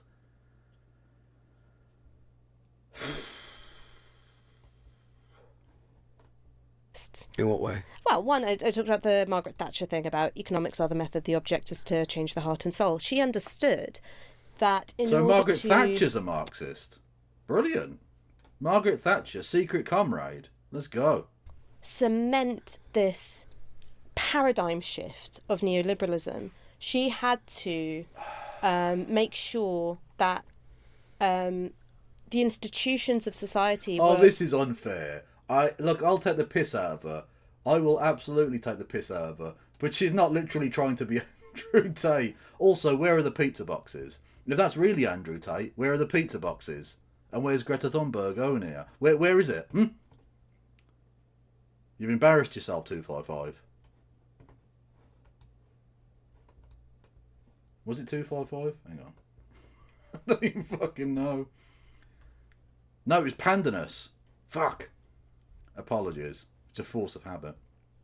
You are coping and seething. She really is. Is anyone not a Marxist? No, all people are Marxist. Just that some people don't know it yet. Producing conservative voting. Ironically, the only person who wasn't a Marxist was Karl Marx, who was a pre-Marxist, but he didn't know it either. Or neoliberal voters, and she did that very, very well. She did that by, of course, imposing a kind of, shock doctrine which led to neoliberal financialisation, the selling off of council houses, breaking the back of the trade union movement. In a way, that's a Marxist theory of change, just not going towards communist goals. I think similarly when, you look at someone like Michael Gove, I think he understands the long march through the institutions very, very well. Okay, I apologise for giving her the benefit of the doubt. I do. Well, so even if they are not themselves Marxists, I imagine they're familiar with elements of Marxist strategy. Do you think you're going to get much, or have you already had much pushback from allies on the left about this analysis? Look, there are lots of people who have got their criticisms of it. Some of it I think is legit, some of it I think is unfair. But one of the things that's quite striking is that there are a lot of people who said, thank God you said it and not me. We were talking about the... What? The fuck does... Genuinely, what does that mean? What, because she's brown or something? Is that what she means there? Because again, that's just conceding the point to the right again. Also, notice how she tried to skillfully dodge him basically saying, you have the same opinions as Michael Gove, by saying, oh, that's because Michael Gove is a Marxist. Like, what the fuck? Didn't answer that at all. Brilliant. Rise of the way the way the left has sort of imbibed this form of what you would say is a sort of liberal identity politics, which would become problematic. Where do you think that's come from? Why has it happened? Well, I just think that's because neoliberalism was the ascendant, not just political philosophy, but sort of personal ideology. So, of course, the left absorbed it. Everything absorbed it. Combined with digital life and so on. Combined with digital life, combined with the weakening of the trade union movement, combined with the loss of actually existing communism. I mean, all these things changed the... Actually existing communism. Brilliant. Thank you, Kieran. Why are they speaking like that? I don't know. Oh, for fuck's sake. Oh, no. Oh. I'd like to apologise to Karl Marxy Marx, Freddie Engs, the V-Man, and Big Daddy Joseph for the abuse of this image. Are you proud of yourself, 255? Are you happy with what you've done here? Disgusting. And all of that, the argument is that undermines class solidarity, which ultimately undermines the means through which the left can affect political change. It's the only way in which the left has ever been able to affect political change is through forms of class solidarity. That doesn't mean that there has been, a prelapsarian state from which we fell. The trade union You know what? movement... John Sopel has never said prelapsarian state on this, but he probably think it was a medical condition, bless him. Yeah, it's like you really want a hernia cushion for one of them. But it's this idea that we weren't in the Garden of Eden and then we were cast out. All right, the trade union movement was full of conflict. All right, when you had dockers marching for Enoch Powell, that was a sign of deep racism in the trade union movement. You did also have, during the Grunwick strike of the 1970s, the National Union of Mine Workers, who were just a bunch of white dudes from the North and the Midlands coming down to support Asian women in their strike. And what these movements did was they were a political space for people to encounter the other as equals, as comrades, as allies. Social media does not allow you to encounter people in that way. One subject or one group of people or institutions which very much in your crosshairs in the book is the media, particularly. I mean, okay, I'm not sure that quite makes the point that you think. There is definitely a truth, quite a big truth, to the fact that there is a desocializing effect of social media, ironically. Not to be too boomer about it, but I like to think of it as anti-social media. I'm so fucking clever and original. But it is actually quite antisocial, right? People have face-to-face interactions less often than they used to, especially with people that they don't know, in settings that they're maybe uncomfortable with. And that isn't a helpful social thing. When you actually meet someone, they become humanized in a way that they're not when they're distanced. It's in the same way that with in the military or something, right? That literally having to look through your sights and see a person's face and shoot at them is far more difficult than dropping a bomb from 1,000 feet that blows up a fucking entire house and kills 10. Because there's that distance. They're not human. Psychologically, you can just strip them of all humanity. They're not a person. It's just a target. I'm just bombing a house. I'm just bombing a town. And social media, unfortunately, does a similar thing, unfortunately, in that it creates not just a literal distance, but a sort of epistemic distance between humans. Or exactly, bro, a great example, the drone operator. Drone operator doesn't give a fuck. They're 10,000 miles away. Not 10,000 miles, that's quite long. thousands of miles away, so they don't care. Yeah, absolutely. But I'm not sure what that's got to do with old trade unionists being racist, which undoubtedly there was an issue with that. But anyway, it doesn't really matter. The right-wing media, but the media in general, particularly going back to the overall theme of the book, which is minority rule and this idea of finding ways of ensuring that basically the working class is disoriented, distracted, in your view. And in particular, you talk a lot about micro events and the kind of cult of micro events which dominates the media. Just to explain what you mean by that. What is a micro event? A micro event is a news story where the number of people actually impacted by what happened is in inverse proportion to the amount of coverage. And so an example of that might be, you open the Daily Mail on any given day and it's going to have a story about you can't call breastfeeding mothers anymore, it's chest feeding parent. And you go and you investigate the story and the source of it and you go, oh, this was just some updated language guidance from, the Brighton and Hove NHS Trust in terms of how they treat trans and non-binary patients. This is going to impact, fewer than 0.5% of their patients. And so that's the kind of micro event which I think, has this blown out of all proportion status in the media. Right, but that's the right wing doing that. That's literally the right wing doing that. So what's this focus on how the left are shit? What the fuck? Unless the right wing are also secret Marxists and don't realise it or something. Yeah.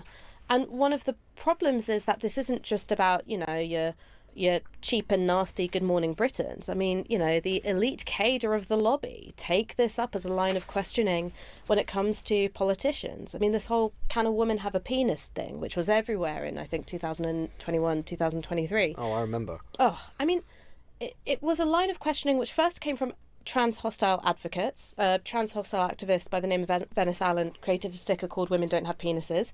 It was then really popular on social media, and then you had the likes of Kay Burley on her Sky News show asking front bench politicians, ministers, can a woman have a penis? Well, it was a line of questioning that was designed to make everybody involved look more stupid than they were.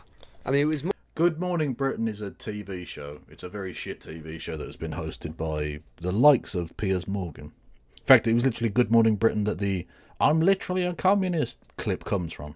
More stupid, any journalist who had thought about it for more than 5 morning TV show seconds knew that the question was basically base and stupid. And a politician knew that they could answer in a way that was nuanced, but that would make them seem as if they were unaware of kind of basic biology. And so, again, decided to look, if they decided not to answer in that way, ended up looking more stupid than they were, which is not ideal. And if you're trans and you're watching it and you go, how am I being held up as such a figure of disdain? You're interviewing, the Prime Minister to be. But here's, I suppose, the thing question. you I can suppose think this is about where I would sort of push back slightly. And I'm not because I don't know. I just don't know the answer to this. So I'm interested in what you think.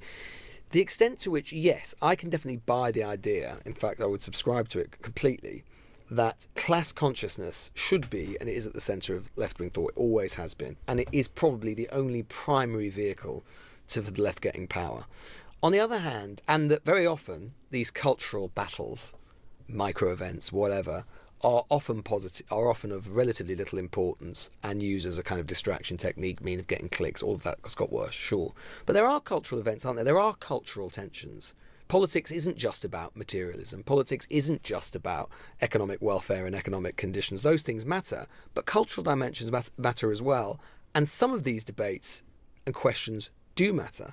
So how do you sort of square that with your analysis? Sure. I mean, for me, the question I'd throw back to you is how much do they matter and in what way? So when it comes to trans rights, fewer than 2% of Brits, when polled, will say this is one of my top 3 most important political issues. I don't think doesn't mean covered. It doesn't matter, though. It doesn't. I don't think it's being covered like a 2% issue. No, sure, that's true. But it doesn't mean that there aren't questions within it that do matter and that the left doesn't need an answer to. So, for example, I suppose one good way in that might manifest itself. No, to be fair, Maria, I don't think she's saying that trans people are a distraction. She's saying that the discussion in the media about trans people is a distraction. which is undoubtedly true.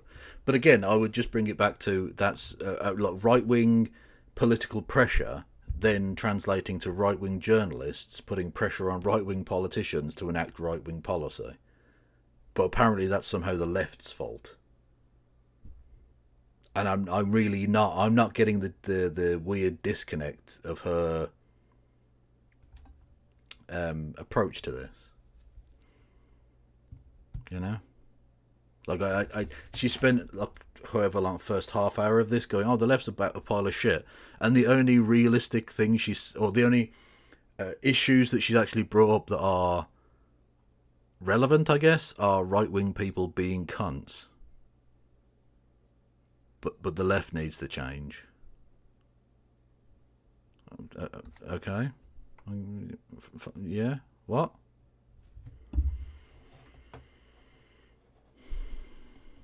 Is the right will say, okay, yeah, most people don't really care about the ins and outs of trans issues, but then the right will say, well, okay, what about sports teams and sporting events? And then the left will find itself getting wrapped and lost in that maze. So what does the left say when those questions are posited? It's no good the left just going, no, the only thing that matters is economics. No. So I actually agree with you here, and there's something which I've been thinking about which isn't in the book but will be in the paperback, and unfortunately I only thought about it after I'd submitted the manuscript. It is always the way. Oh, it's so annoying. But when you look at the trans rights movement, there are remarkably few political organisations. There are charities and there are figureheads and role models, but there aren't political organisations going, this is what our strategy is going to be.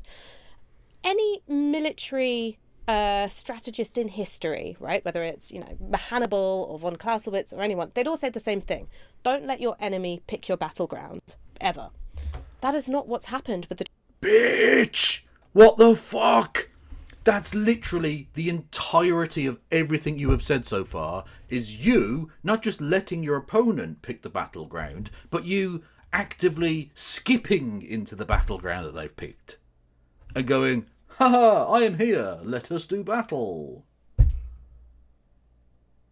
I'm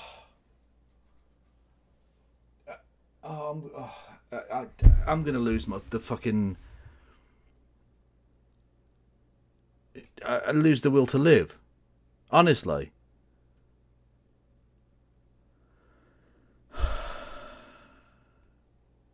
I'm genuinely appalled by this. This is fucking this is dreadful. This really is. Honestly, chat, you have to give me money for this.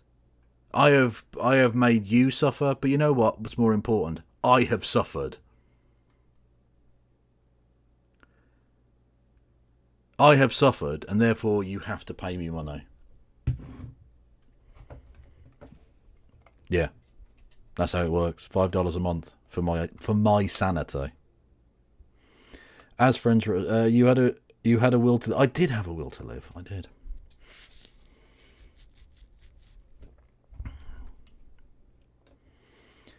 Now do TYT and optics of the left. Well, exactly. The TYT are just horrific. They're way worse. Either because they actually legitimately are way worse, or they're just further down the pipeline of why I left the left. I hope Ash isn't in the pipeline, but she does work with the people who use phrases like the TRA. What was it? Was it TRA agenda or something like that? It just, oh God. The trans rights issue. So you've got trans people participating in sports. The right go, aha, this is a useful wedge issue, and this is the pro-trans position. And then, because people who are in favour of trans rights, like myself, don't want to, I guess, abandon anybody to scrutiny. What is it you think I'm misrepresenting or misinterpreting? Sorry, Ziki 8.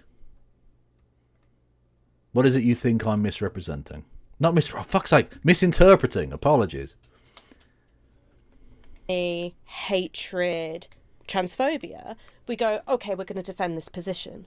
Which Curtis was in earlier. Oh, brilliant. Everyone going full turn left. Immediately.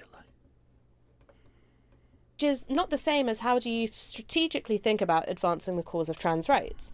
but where maybe the focus wouldn't be on things like elite sports, which, you know, affect a handful of Pick trans your people, battles is what right? you're saying. Yeah, you'd probably pick a battle over gender-affirming healthcare and access to gender-affirming care. So I know that you were asking me the question of, well, how do you deal with the problem when it's in front of you? And I don't want to come across as evasive, but I think the very fact that you're put in that position of the problem being in front of you, I think it shows that there has been this move away from organisation and structure, and part of what social media has done to left-wing politics is make it a lot more disaggregated. What do you think about the argument that the left ought to be I more don't wanna culturally do this conservative? anymore. Because again, Didn't scare me. Honest. Thank you, Katie Marshall, who says, intervention for Ash now. Yeah. I think that would be fair. I think she's saying that these issues are important, but the right wing are using these to distract the left, and many of us on the left have fallen into this trap. Okay, Ziki, if that's the point you think she's making, how... Look, what are we supposed to do then? Because if they're going to bring up these horrible issues, or not even horrible issues, but like horrible talking points, like, oh, women penises, yeah. Like, what are we supposed to do? Ignore that?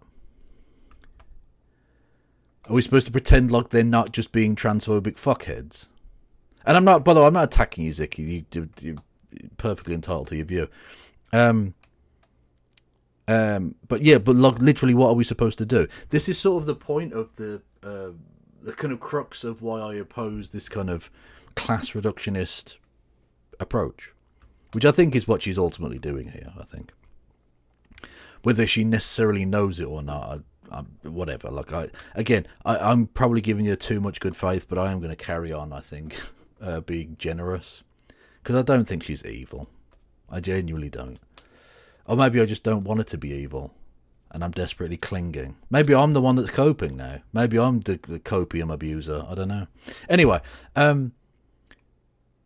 yeah. So with the class reductionist thing, it's not just that it doesn't really work ultimately, but what are you actually asking people to do then? To forget your comrades, your allies? Just pretend like that isn't an issue. To pretend like, oh, they're being transphobic, but like, oh, we can't get distracted, comrades. So fuck them, you know. Like, what do you do exactly? Because trans people are a part of the working class as well, right? So it seems like maybe we should defend them, I think. Would be my approach.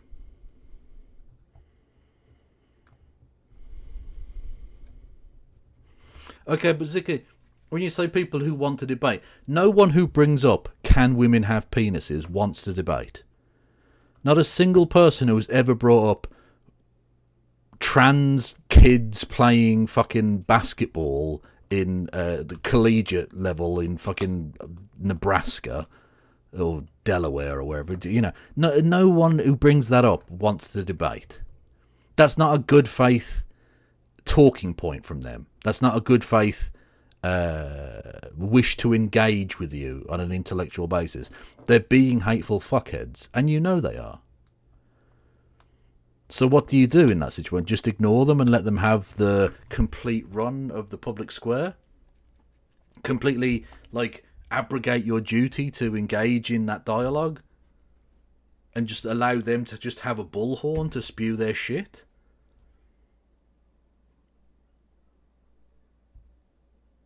Like, you can say, oh, well, we don't need to get down in those trenches. But that just means our opposition then just have those trenches. We've ceded that ground. I don't know how that makes anyone any safer, in all honesty.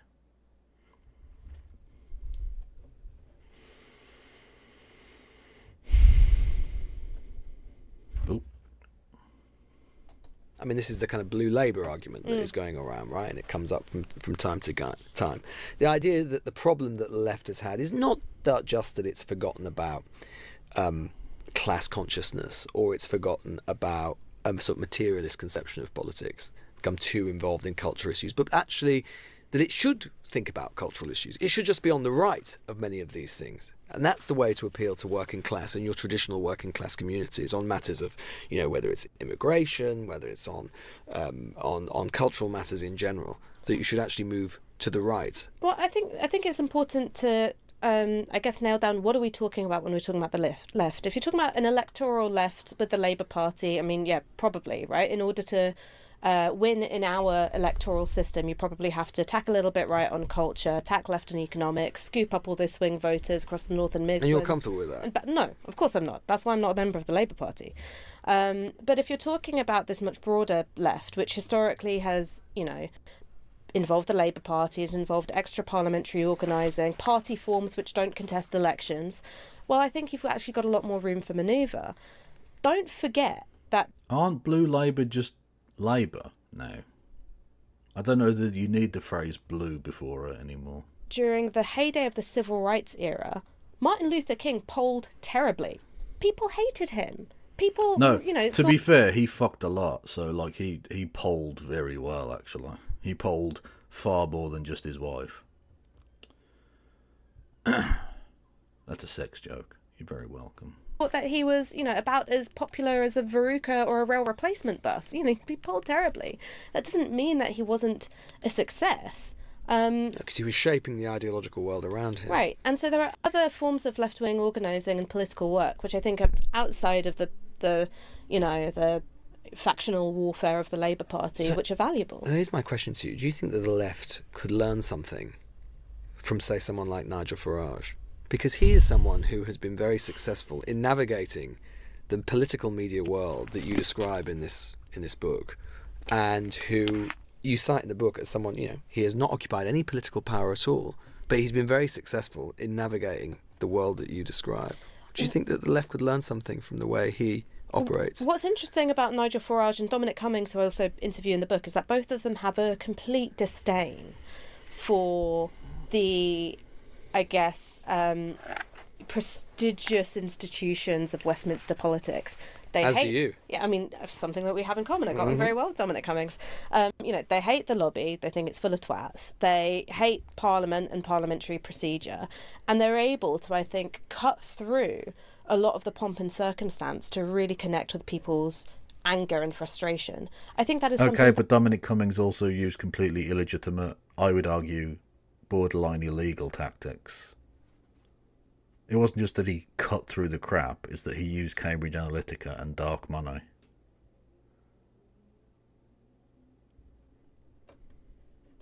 That the left absolutely has got to do. It's no good just saying, here's my solution for you feeling angry. People need you to experience their anger with them. That's a basic component of empathy and connection. But you are excoriating about the way most politicians operate. I mean, there's a part of the book here where you talk about the pundit politicians and the rise of the kind of pundit politician clash. You say the pundit politician behaves much like the talking heads discussed in the previous chapter. Their job, like mine, is to pop up on telly or in print and say things which purportedly reflect a wide body of opinion out there in society. And that's actually a really good point. Nigel Farage has he can be on the BBC every fucking day. He's been given 25 years of free, completely undeserved media bully pulpit in a way that no one on the left ever has.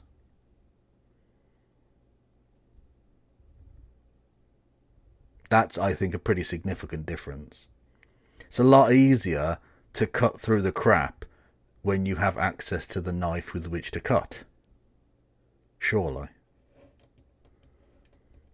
Their purpose is to contest media space with matters of policy secondary to signalling position on the airwaves. I mean, don't you remember when Angela Rayner and Keir Starmer were taking the knee in an empty conference room, staring into nothing?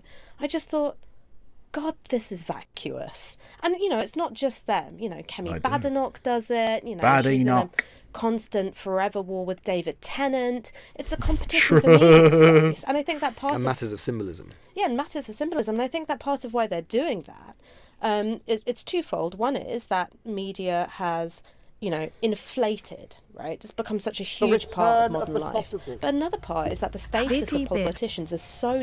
Thank you, Mr. Satnav. Appreciated, my man.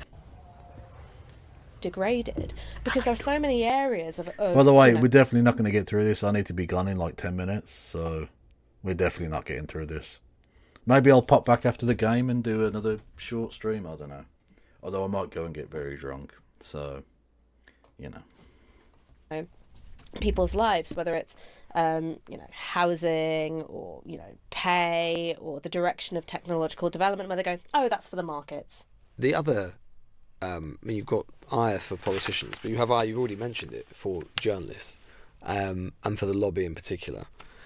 And you think that the lobby, just to remind people who aren't familiar with it, the lobby is the kind of, it's kind of the Westminster political press pack. I don't want to do this anymore.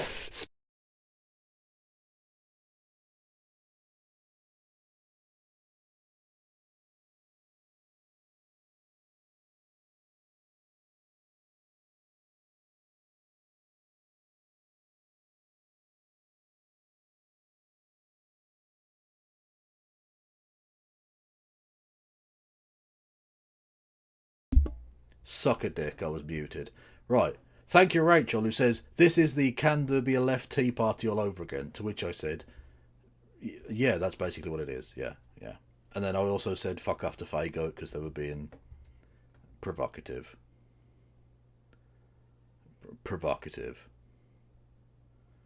Weak as a baby fart.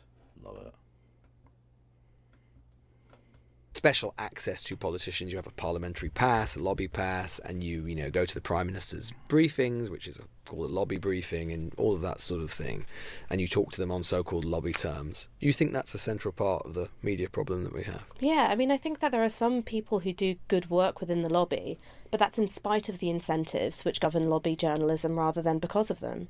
And there are so many people who are part of the lobby who have become active participants in political deception. I mean, we're seeing it now. Magically, everyone in the lobby is like, oh, Keir Starmer's full of shit.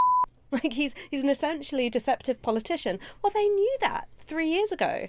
Seb Payne, who is no longer a lobby journalist, he exited journalism to head up a right-wing think tank. He said that during Keir Starmer's leadership campaign, that one of his advisors turned to him and said, look at those 10 pledges, not one of them's going to bind our hands. He didn't write that up as a story at the time. He'd sat on that knowledge. It went nowhere. Why? Because they're all in it's all a big club that we're not a part of. That, Ash, you are kind of a part of. Now, I'm not saying you're anywhere near as dishonest as Seb Payne. Fucking hell, no. Hey, it would be a bombshell story. Keir Starmer's planning on lying to all of these people he's asking for the votes. Don't politicians and journalists always have relationships? And that's always something that they navigate. It's a professional relationship that isn't always completely black and white. It should be predator and prey, though. It should be. Come on. Largely, I agree with you, but there are moments where it is. I'm pretty sceptical. I've put it on the record before. I'm pretty sceptical about the lobby as well, and I wouldn't do it in the system that we have for slightly different reasons. But I'm not entirely convinced that there isn't a sort of political system in the world that doesn't have some of the same dynamics. Well, sure, and that's because political... Yeah, power structures incentivise conformity. Yeah. Well done. Journalism, wherever you look, serves a function of protecting power rather than holding it up to scrutiny. Like I said, there are some journalists who, within that framework, produce good work, but they're the exception to the rule. But it doesn't always protect power, does it? I mean, there are plenty of examples where that's not the case. Oh, no, but the lobby moves as a herd. As the lobby... Yeah, exactly, yeah. There's the vast, overwhelming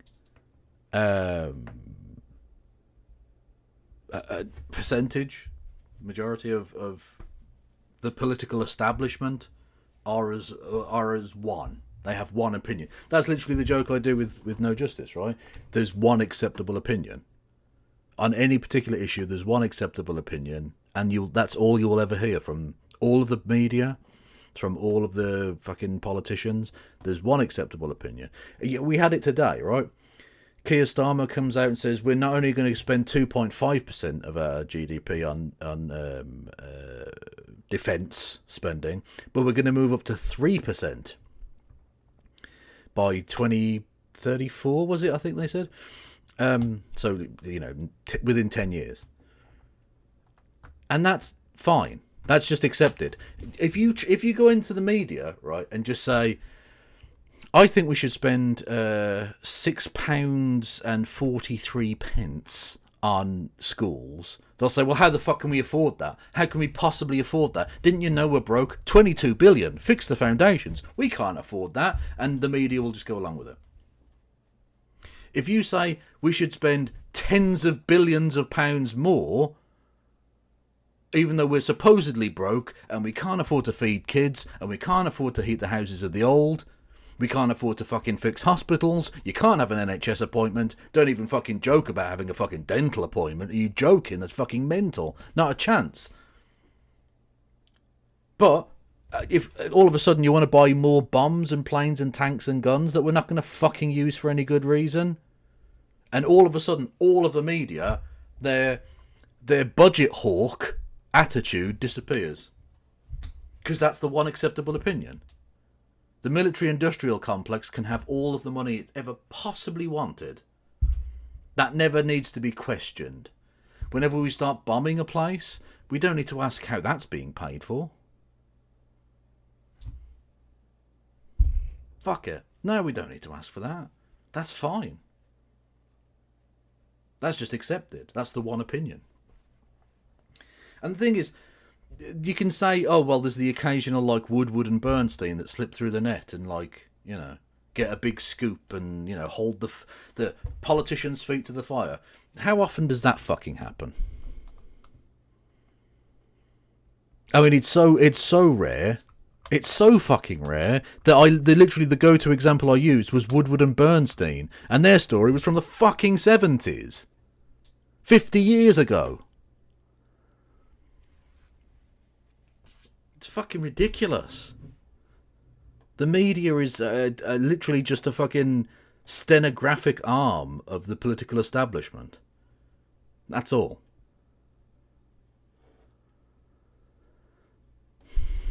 Definitely, the lobby definitely often moves as a herd. You're often right. moves as a herd. And I think that one of the problems in terms of journalism overall at the moment is that the politics desks lead the news desks by the nose. And that's because original news gathering is phenomenally expensive. And so the politics desks, like that becomes the news. Whereas there's an awful lot of news which is outside of Westminster or outside of Washington or wherever else you're talking about, which doesn't get a look in. So Yeah, that's also true. Anyway, I've got to go. Stenographic? No, I said... No, I don't know. Shut the fuck up, bro hack, dickhead. Anyway. I've got to go. I've got football to go and shout about for a bit. But I'll be back either later tonight, although probably not. Although possibly with Christy tomorrow, so maybe we'll get round to watching the rest of this. But I don't know. Maybe not. I don't know. Thank you everyone for listening and watching. Thank you for all of your support. Who's going on YouTube that I can kick everyone over to?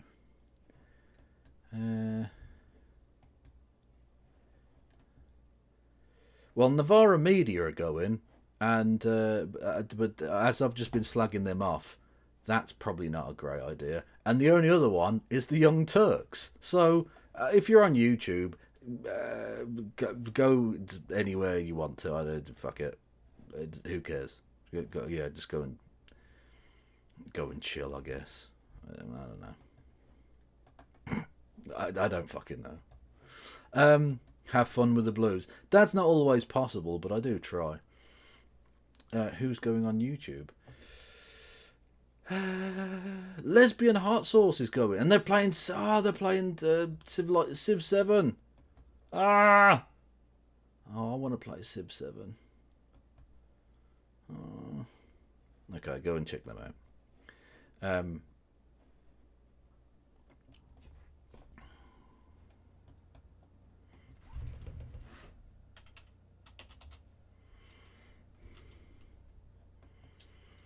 Yes. I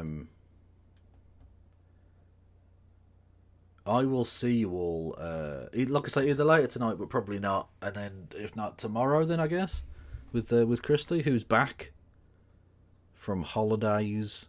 God, she travels. She's a jet setter. Stay awesome, yeah?